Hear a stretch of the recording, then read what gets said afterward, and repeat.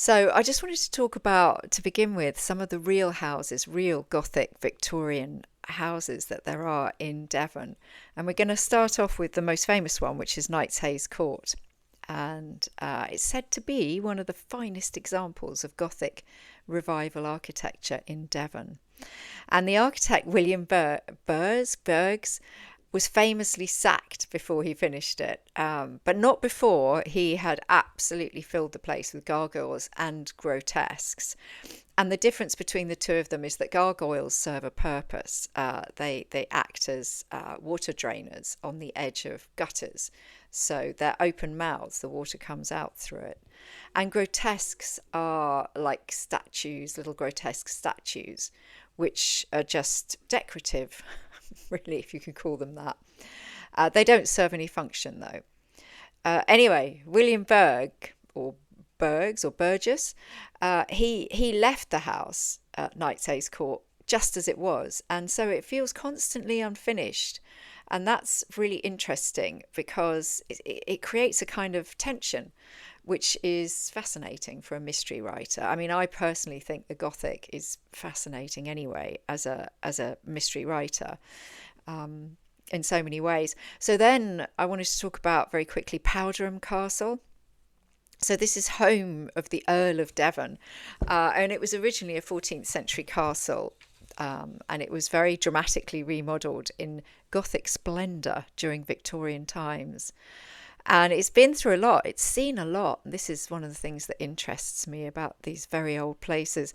It's witnessed the War of the Roses, which was, and it was besieged during the English Civil War. So it's got centuries of conflict and tension embedded in its stone, centuries of history written into its stones and bones. And then I wanted to talk about Canonteign Manor, Canonteign or Canonteign, near Dartmoor. It dates back to the Domesday era, and it was granted to Norman lords in the 12th century. And it was also owned by Tudor nobility. It was occupied during the English Civil War. There was a lot of Civil War activity in the southwest, as I'm sure many of you know. And that's this layering effect. We've got medieval, Tudor, Stuart, Victorian, all piled up on top of each other, which is really similar to Mossington Manor, which is my fictional manor house that's in the book. And that's something I love, is layers and layers, because that's what a mystery is, isn't it? It's layers and layers. There's suspects, there's clues, there's the real killer, walking around doing their thing, trying to get away with it. There's chaos. Chaos is always created by by the murder or by a crime, and then the sleuth and the people who are trying to solve the mystery, including the reader, actually, you are helping to bring back order and balance into the world in some small way, if not just psychologically. Okay, so, and I mean, a story is a story, it's supposed to entertain, right? It's like, I find with Devon, it's sort of telling me stories, it's helping me. Stories are kind of jumping out at me all over the place, especially in this particular part of South Hams. But it's not just that, the moors, ever since I got to know Dartmoor a long time ago, there's something about Dartmoor, isn't there? And famously, Sherlock Holmes set the Hound of the Baskervilles on Dartmoor. And the coast, that coastal light, that's like amazing. And Victorian builders around here, they loved the Gothic Revival. And it's something that was supposed to talk about permanence and kind of, and a sort of reverence as well, and a kind of craziness that was very, very much around in that time. And obviously down here in Devon, it's always felt slightly different from London.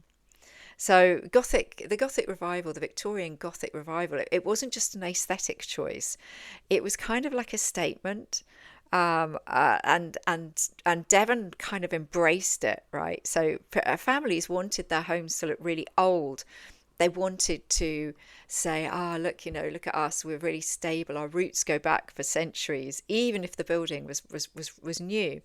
And there's this thing about like claiming history and real history, which again is really good for a mystery novel because it's not really alive, but it kind of is, isn't it? Oh, this is my old house, but it was built last year. And Mossington represents that, and it actually is in many ways a relatively new house. It's a couple of 100 years old. And yet it sits on top of, well, you have to read the book to find out. What makes a Gothic house Gothic, right? This is really interesting when I had a look into this. So number one, the pointed arches, the arched windows, and you get these arched doorways as well. And they come from medieval cathedrals. And the thing about like an arch, because I was thinking, why an arch? What's an arch?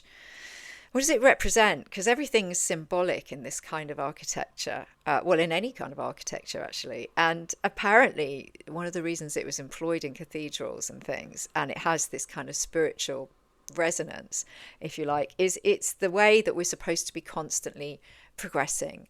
That our soul has got this, should have this upward movement towards the divine, towards the sacred. And it's not just symbolic, but it does actually provide greater stability for the structure itself.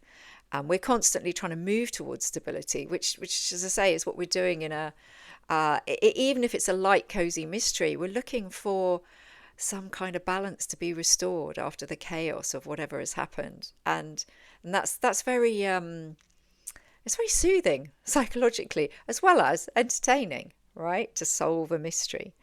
So what else is Gothic? Turrets, towers. I've always loved a turret. I've always loved when I was a kid, those princess in the turret stories are fantastic. Rapunzel, let down your long hair. There's this sense of being watched, isn't there? Right, of being observed. And that's what your amateur sleuth, that's what my amateur sleuth is doing. Harmony Stone is really good at observation, much better than me. I just imagine what it must be like to be very, very observant at every moment. Even if you're really relaxed and just talking to someone, you're observing everything and seeing everything, noticing all the details. And the other thing are these gargoyles and grotesques, right? So some of them, the gargoyles have a purpose and others kind of don't, but they sort of are because they were guardians in a way. They were supposed to be warding off evil spirits by, I don't know, looking a bit evil. It's just, there's a really interesting story behind there, which I will go into at some point, about a water dragon and very ancient French folk story, which is where gargoyles, the word gargoyle or gargle comes from. But anyway, talk about that in another podcast. This is all the thing is about the Gothic, this idea of a Gothic mansion that came to me instantly. I mean, it's the title that came to me first, and I thought, the thing is about a manor house, right? A Gothic Victorian manor house, is that it's got atmosphere. And then I thought, well, this is a cozy mystery, but that doesn't mean it can't have a little bit of atmosphere, a little bit of edginess. After all, it's a story about someone dies, someone gets killed, and we're trying to find a solution to that and get some justice, right? Gothic architecture is always about this sense of slight unease. They're never symmetrical. It doesn't behave itself. It's all over the place. It's not what you expect. And that is, that's what a mystery is in so many ways. Okay, so, I think in many ways, I can't help as a writer being interested in psychology, and I've got a background in psychology as well, back in the day, and I've always been really interested in Jung's Jung's kind of stuff all about dreams. Excuse me, and I don't kind of go along with these dream dictionaries, which can be really popular, but I think mostly we sort of really know what our dreams are about. If we think about them, if they're important and they stay with us when we wake up, we can think, I'm really tense at the moment, so I'm really stressed about a job interview, so I'm dreaming about failing an exam or whatever. but we can figure it out. And Jung said one of the most strongest symbols in human dreaming is that of the house. Okay, it's one of the most powerful symbols in the human dreamscape. And our dreamscape, if you like, is very similar to the place we go to when we are reading a book, when we're reading a story, engaging in a story. We sort of live in that story in our imagination.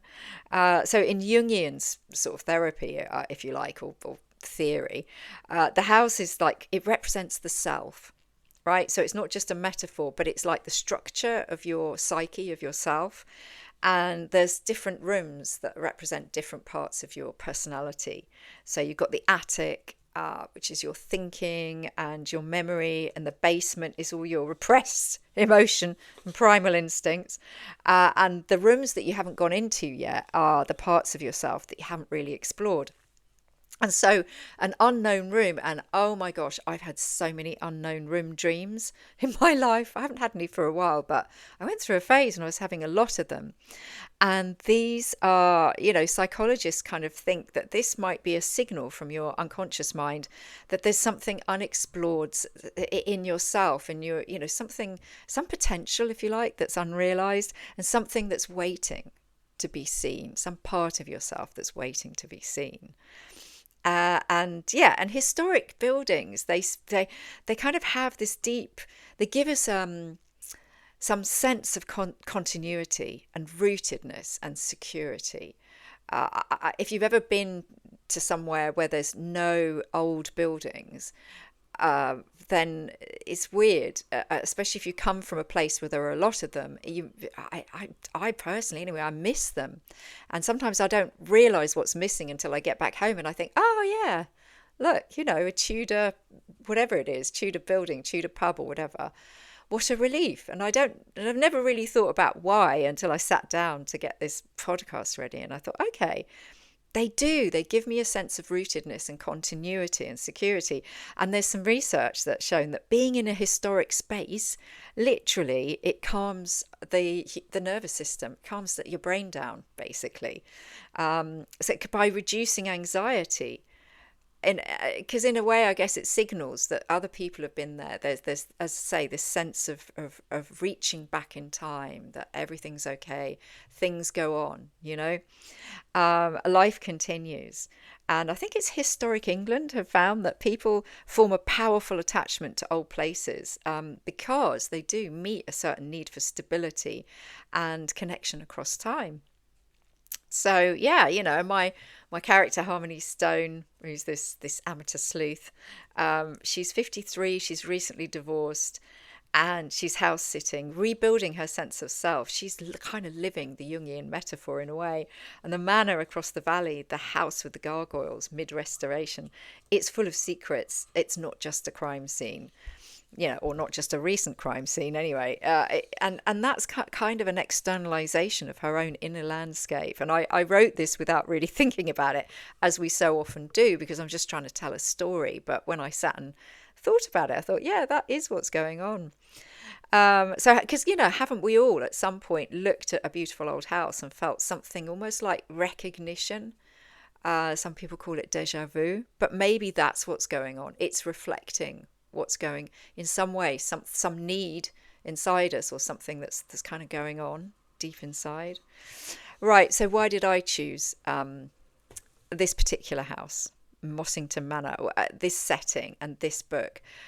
What was behind the creative decision? It was basically the magic of Devon, and then I just let everything fall into place and just ran with it. In many ways it's quite difficult to explain creative choices that we make. I've always loved reading cozy mystery, crime mystery, whatever you want to call it, Agatha Christie, all that kind of thing. And I loved, I've always wanted to write one. And when I sat down to write one, this is the first thing that happened. I'm going to write a manor house thing, but it wasn't one where people were all locked in the manor house. It's more that the house itself is a character, and actually this is where the mystery takes place. It's all around it, and Devon There's like it's got so much going on as far as these old properties. There are medieval farmhouses on Dartmoor, really striking ones, Tudor manor houses in the valleys, and Victorian Gothic seaside villas. And these can all be within a few miles of each other. In many ways, every old building in Devon feels like a manuscript page, like what they used to call a palimpsest, where kind of parchment or vellum, where they used to write on it, but because parchment was scarce, they'd scrape it off or wash it, and then reuse it and write something new on it. And Devon is like that. These Devon properties, they're full of old stories which just kind of peep through, show through whatever new thing has been put on top of it. And this is one of the reasons why Mossington is mid-restoration. So it's in this liminal state, right, in between, and it's neither ruined and it's nor repaired. It's neither past nor present. It's in the act of revealing itself layer by layer, which is the perfect condition for a mystery in many ways. So yeah, I mean, I'm not sure if it was a specific house that I visited. I used to visit a lot of mansions and things, old houses, with my grandmother when I was a child, and I think that has probably influenced me a lot. Her love of old properties and old architecture. Okay, so the last thing I wanted to say was old houses are just stories written in stone, aren't they? Every doorway is an invitation, every arched window has a view, and every locked room hides a secret someone chose to keep. And Mossington Manor has 500 years of secrets and hidden places, and buried under all of them is a modern day murder, and kind of placed on top of all of them too. Harmony Stone is going to find out what happens one layer at a time, right? Anyway, thanks a lot for listening.